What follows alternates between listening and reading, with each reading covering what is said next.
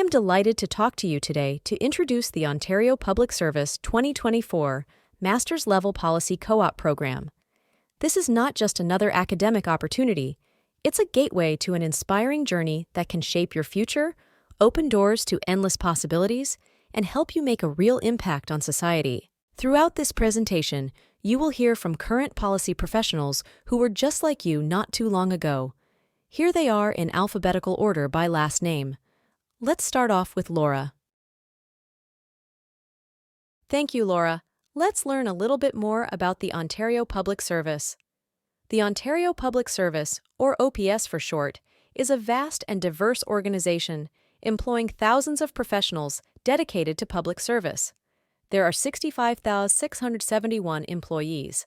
The average age of an Ontario public servant is 46 years, and the average years of service is 14 years. Within that is the policy community. There are approximately 2,775 policy employees. On average, they have 12 years of service. In the next year, we expect 5% to retire. That's about 140 people. And in the next 3 years, we expect 9% or 250 people to retire. So what does this mean for you? This means there are a lot of opportunities to create a career in the OPS. We are hiring about 140 co-op students each year, and managers are seeing them as future public servants who will fill the demand of retiring staff. So what could your journey with the OPS look like? Well, let's take a look. You start off as a policy co-op, which can be seemingly short in duration, but it is a unique opportunity to gain real-world experience, contributing to meaningful policy projects.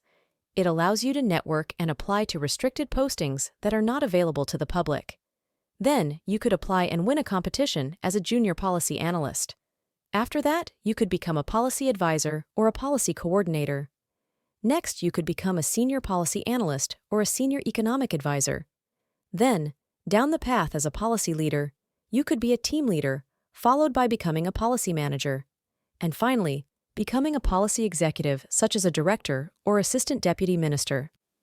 You need to remember that the OPS is a vast and diverse organization, employing thousands of professionals dedicated to public service, and career paths can take many routes. Now let's hear from Garth and Brian and their journey.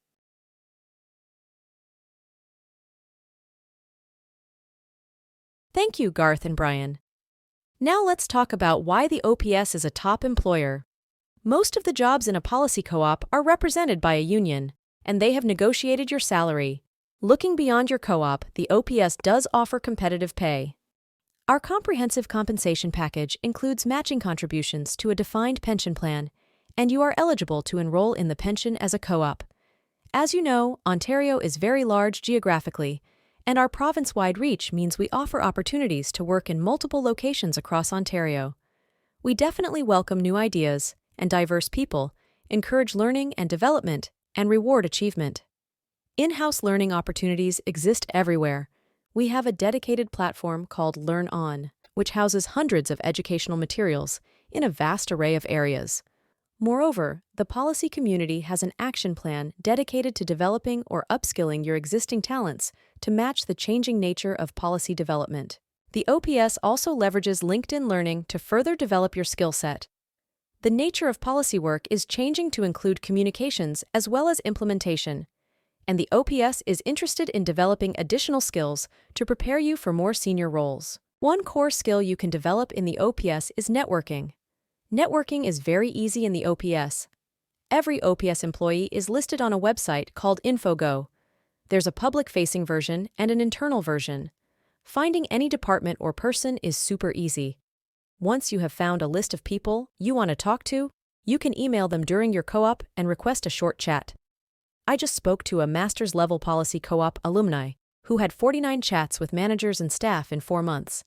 That's because staff are always open to helping and talking with potential OPSers. Another aspect of working for an organization with 65,000 employees is your ability to pivot. Policy doesn't have to be your only career path, although that's something to think about more down the road. The Ontario Public Service is committed to fostering and sustaining a diverse and inclusive organization that delivers excellent public service and supports all employees to achieve their full potential. Employee networks function as a professional resource for employees and the employer and play a central role in supporting the advancement of diversity and inclusion in the OPS. Employee networks are employee-driven associations, organized around shared interests, issues, and a common bond or background. A few examples are the Tamils in Public Service, Black OPSers, Disability Advisory Council, East Asian Network, Franco-Go for French-speaking, HOLA OPS for Latin OPSers. The Indigenous Employees Network is a network of First Nation, Métis, and Inuit professionals. OPS Pride Network, South Asian Network, and the United Muslims Association are a few more examples. In addition to the networks, the OPS has a shared ambition to create a space that is anti-racist, equitable, inclusive, and an accessible workplace where everyone can thrive professionally. We have an OPS Inclusion and Diversity Blueprint that guides us. You can take a look by scanning the barcode. To that end, we have offices specifically working on anti-racism and inclusion work, such as the Indigenous Equity Branch. They deal with enterprise-wide strategies for the attraction, development, retention, and success of Indigenous employees. The Black Equity Branch, BEB, leads enterprise-wide research, training, and development of policies and programs focused on the elimination of anti-Black racism in the OPS. The OPS Accessibility Office is responsible for championing accessibility in the OPS and leading the implementation of the OPS Multi-Year Accessibility Plan. Speaking about accessibility, it is very important to the OPS that all people with disabilities are provided the accommodations they need to succeed, regardless of the type of disability. These accommodations extend to people with disabilities throughout all stages of their time with the OPS, from the application through to placement. The website to apply is accessible, but if you require additional accommodations at the application stage, feel free to email us at talentontario.ca. During the interview, if you need information in a different format or other accommodations, please let the interviewing manager know as soon as possible. During your co-op, if you need accommodations, please let your manager know and they will assist you in creating an individual employment accommodation plan. While, of course, it is completely up to you whether or not you disclose a disability, and you are under no obligation to do so, we want to emphasize that the OPS takes accommodations very seriously. There are a lot of supports in place to help people succeed, but we can only provide the necessary accommodations if you let us know what you need. I also want to mention there is funding for accommodations, and there is an internal disability office that you can work with you and the manager to ensure you are getting the support you need. Now let's hear from another student.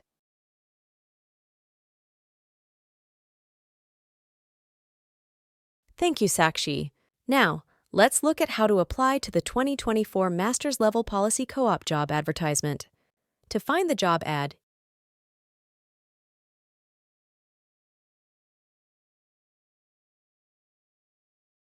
without the job ad number, you won't find the job ad.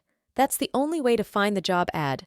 When you apply, after you put in your personal information and your resume and cover letter, there are roughly 30 pre-screening questions you need to answer. The first 3 questions we ask are, what ministry do you think you would like to work for? To answer this, you have to visit ontario.ca/page/ministries and review the ministries and what they do.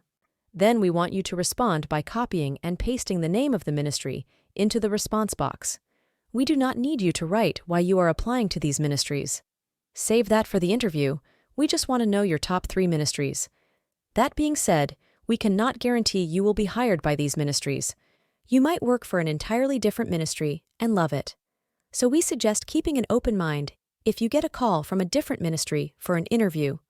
When putting your 3 ministries, there are no wrong answers, and your resumes will still be available to all managers across every ministry. Another pre-screening question we ask is, what type of work do you think you would like to perform?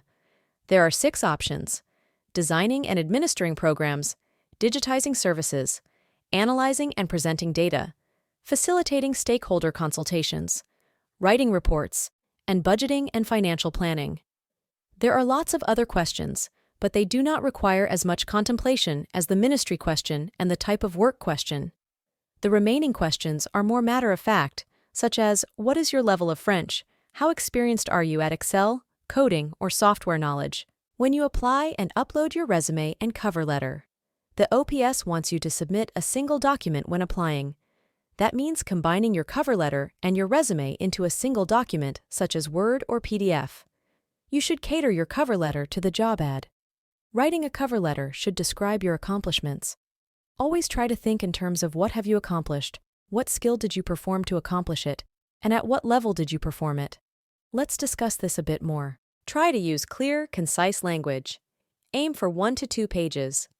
As mentioned before, explain how your experience demonstrates that you have the skills highlighted in the job ad.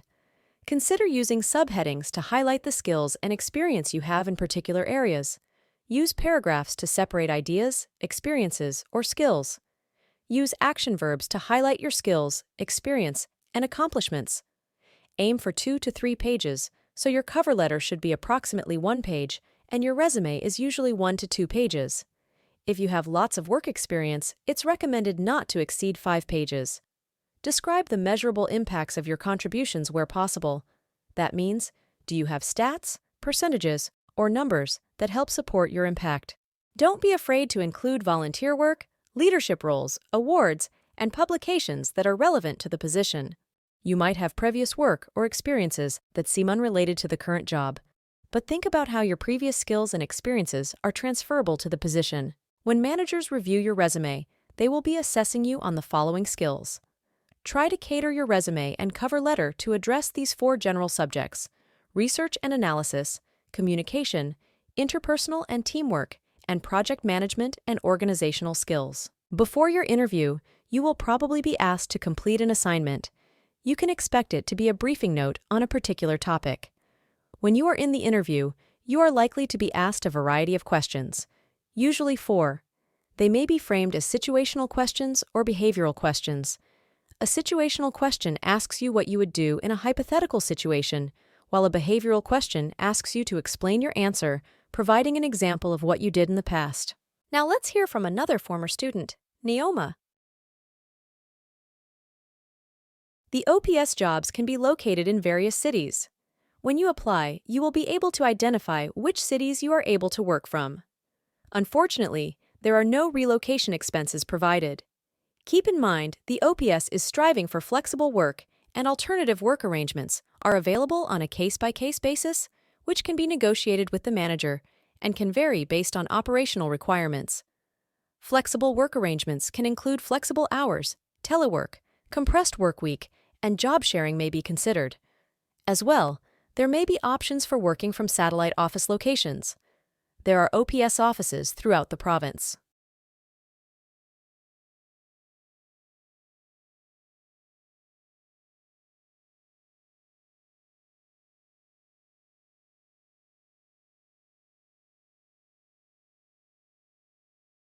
Now let's hear from the manager of the Student Employment Unit. Thank you for listening, and we hope you apply to the 2024 Master Level Policy Co-op program. This slide lists direct links to all the items discussed in the presentation. Feel free to pause the video so you can find the appropriate link you are looking for. If you have any questions or require this deck in an alternative format, please email us at talent@ontario.ca. Best of luck.